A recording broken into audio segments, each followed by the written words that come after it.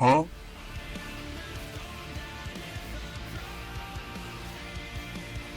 This is Wuthering Waves. It's finally out. So this is kind of a review after we have reached well over 100 hours in the game. I just wanted to kind of do a quick review.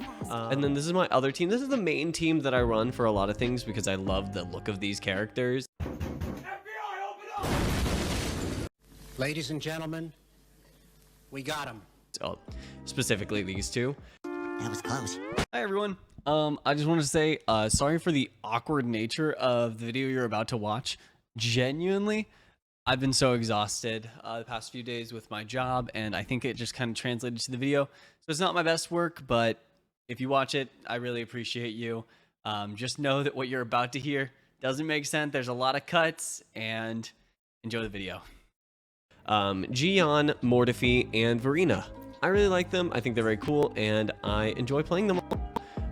But Donjin has to be by far my favorite character so far in the game. I just love the look. Her gameplay style is very fun to me. Just the whole give and take risk reward is very cool.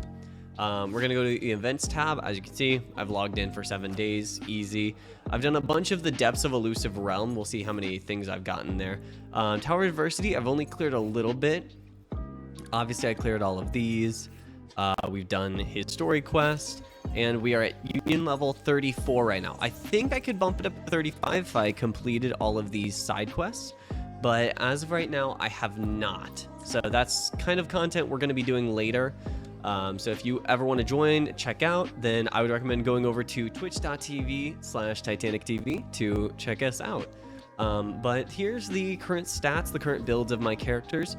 We'll go here. You can see I haven't really built Yuan Wu, Alto, Yang Yang, or Chisha, kind of past level 30. But we have Sanhua. These 9 are kind of, I guess these 9 are kind of who I'm working with right now.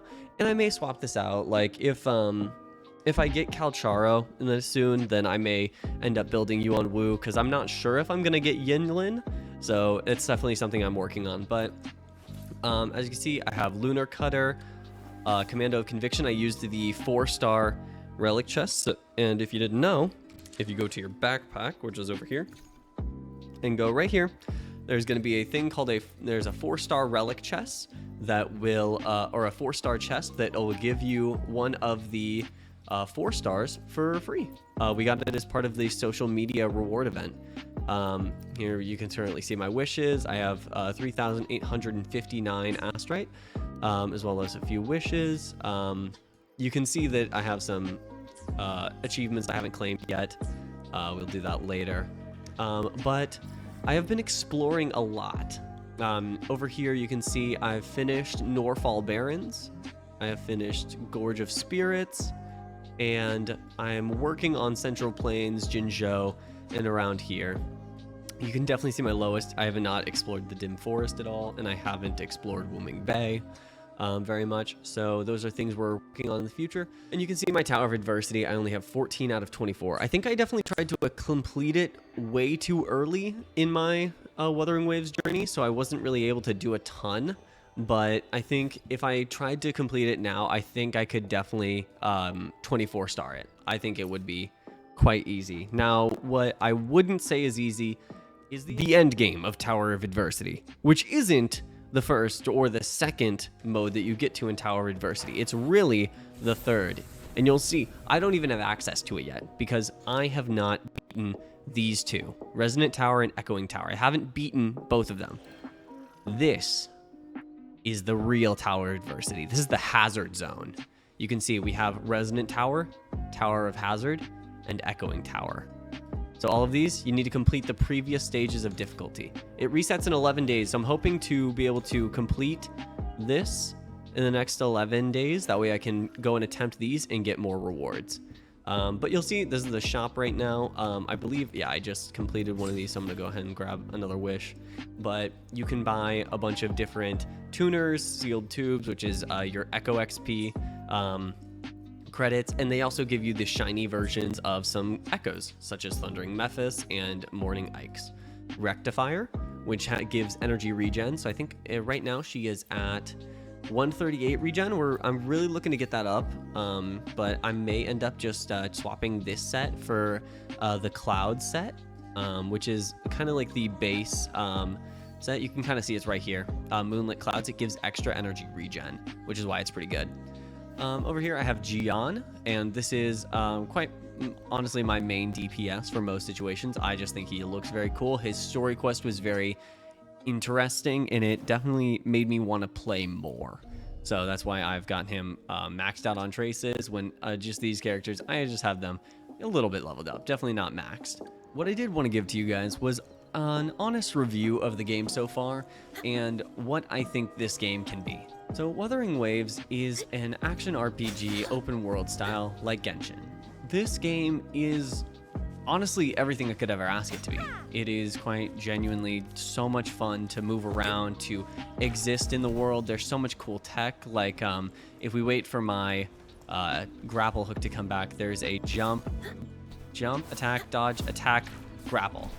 And then you get so much height off of that. And it's genuinely such a fun like way to move around the world.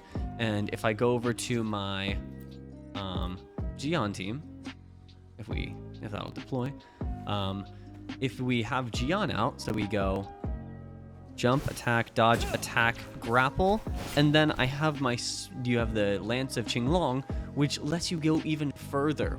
It's genuinely, there's so much interesting mechanics to this game that really make it something that is very fun to enjoy.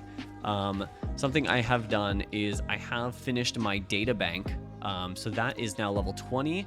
I'm sitting well above the maximum data bank XP.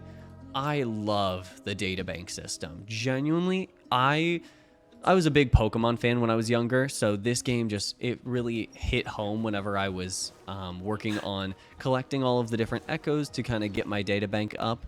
And I think they really did a good job with the ecosystem, especially this merge system to kind of use a bunch of the echoes that obviously we're not going to use. You can get one, and then sometimes you'll be lucky enough and you'll get an extra one of the echo whenever you're merging them. So it's really nice. Genuinely, this game just feels like such a breath of fresh air. I have not been able to put it down. I obviously, as if you know, I cover Honkai Star Rail as well as this game. So I have not logged into Honkai Star Rail because every time I find myself at my computer, I just feel like I just want to log into Wuthering Waves. And you know what? I may burn myself out on it, but as of right now, the game is genuinely really fun. And there is a new event coming out soon, which is a parkour-based event. I do really appreciate how this game is kind of leaning into its strong suits. It knows that the parkour, it knows that the movement in this game is good. And I think that's really one of its strong suits. An issue I have had with this game is you're gonna be low on materials for a little bit, you know? And I won't say it's gonna be forever, because obviously at the start of Honkai Star Rail, we were low on materials as well until we got up to Trailblazer level 40, level 50, 60. Whenever we were started to get to the point where we were, you know, getting our higher materials and we weren't really struggling for mats anymore. But at the beginning it was tough, which is kind of the same situation I think this game finds itself in. Whenever you go to your character screen, we don't have a ton of materials. Like if you're spreading yourself super thin, trying to level up every character, spending your wave plates on leveling up every character, leveling the echoes, it can get really hard. I mean, I'm even struggling on echo materials right now.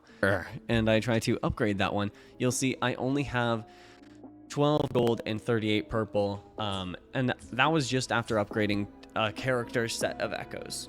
A character's worth. So 5 echoes. And I started out with about 80 of the purple, 80 of the blue, and 40 of the green set, which isn't great. Definitely, it costs a lot. And whenever you do echoes and you do things like that, you're losing a lot. And when you merge them and you feed them back into each other, you're not getting a great return on investment. It's about 60% XP that's delivered, and then you get about 60% of the tuners you spent back, which isn't bad. It's honestly better than it was at beta, so I am grateful for that, but I don't want to be complicit. So that's definitely something I think we could use more of in the game, getting more materials and such like that. But so far this game is kind of gonna be a waiting simulator. Like if you aren't like refreshing every day. I'm not a refresher. I have used some of these crystal solvents because I wanted to play the game more and I wanted to do more things, so I used them. I'm not going to fault myself for that, and I don't think you should either. Something I do like is these weekly bosses. I think they're a fun fight, especially Dreamless over here. I have farmed the shit out of Dreamless. It's cool. I think if you haven't already, go farm the Dreamless. It's going to give you the main stats you want for Havoc Rover, Donjin, Tauchi, and I think genuinely those are some 3 really strong units in the game right now. Donjin and Havoc Rover specifically are very, very, very strong. So if you haven't already picked them up, level them up, I think that'd be a great idea, and I think it's genuinely such a disservice to your account if you let them go and don't do anything with them. Something else I really wanted to talk about was the story in Wuthering Waves. Now, a lot of people have had issues with the story where they haven't really enjoyed it, or they've thought it was a little lackluster, and to that, I think they're completely valid and they're fair in their judgment. I'm not going to tell everyone that they have to enjoy the game. They don't have to enjoy the story, they can skip through it. Wuthering Waves just added a feature where you are able to skip all of the story, essentially. Except for maybe... Oh, what the fuck? Wait, yo! Holy shit! Wait! Oh, fuck yeah! Oh, shit! Oh, fuck yeah, bro! Holy yes! Oh, hell yeah! Oh, hell yeah! Oh, hell yeah! Wait, I can't believe I caught that I'm recording! Fuck! Alright, run it back. So Wuthering Waves just added a feature where you can skip all of the story, save for some cutscenes because of issues with making that happen. But because you can skip almost all of the story, there's no reason, like if you don't want to sit through the snooze fest that is genuinely the first 2 hours of gameplay, then you don't have to. You can just skip, like zoom on through it. But I think genuinely when you get to Act 4, Act 5, Act 6, it is really good writing. It's really enjoyable. I loved whenever Scar came on screen. Gion's voice actor, fantastic. He genuinely, it made me fall in love with the character, and it's unironically why I pulled for him. Like, regardless of him being one of the few, like, true DPS, quote unquote, we have in the game, his voice actor just blew it out of the water with his delivery, and I think that was just something that cannot be understated. I'm going into this game mostly free to play. I have bought the Lunite subscription, I have bought the Battle Pass. I'm gonna keep it 100 with you guys. Obviously, I've said it before, I really love the combat in Wuthering Waves. Nothing feels more satisfying than getting a parry off on a boss, getting a break on someone's shield. It feels so good, and it has genuinely made the game so much fun. Another thing that I think makes the game so much fun. Holy, I lost my voice. Another thing that I've really enjoyed about the game is that it is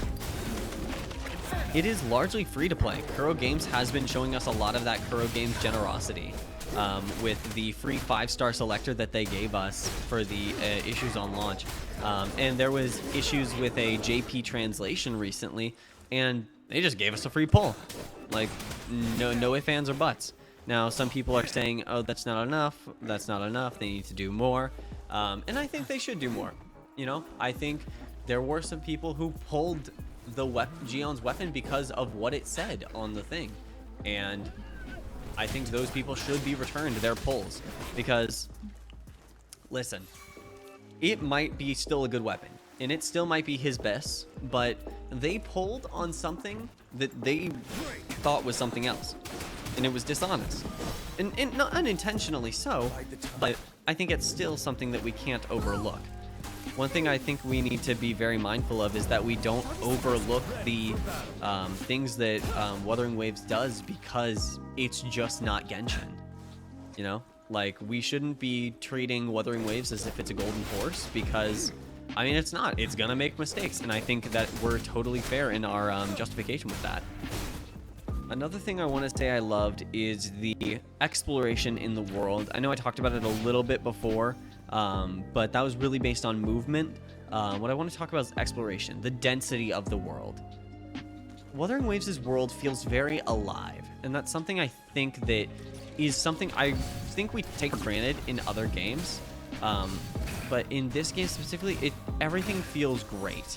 Like, there's not too many monsters in the world. There's not too little. Like, I'm not walking for 5 minutes just to go fight an enemy. You know, I'm opening my door and then there's a Gulpuff outside either. You know, it's genuinely, I think the density is really good in the game. I think the monster spawns are very good. I think it's like pretty generous. The boss timings, like when you defeat one and then it comes back, I think that's pretty good. Like, I can't complain about it. You know, maybe some people are like it's too little, but I am unironically genuinely happy with the add density in the game. All of this is to say that I love Wuthering Waves, and unironically, this game has probably been the most fun I've had in a gacha game for a long time. And I'm going to keep streaming the game. I'm going to keep creating content for the game because I am having a blast. And I don't think that's going to stop anytime soon.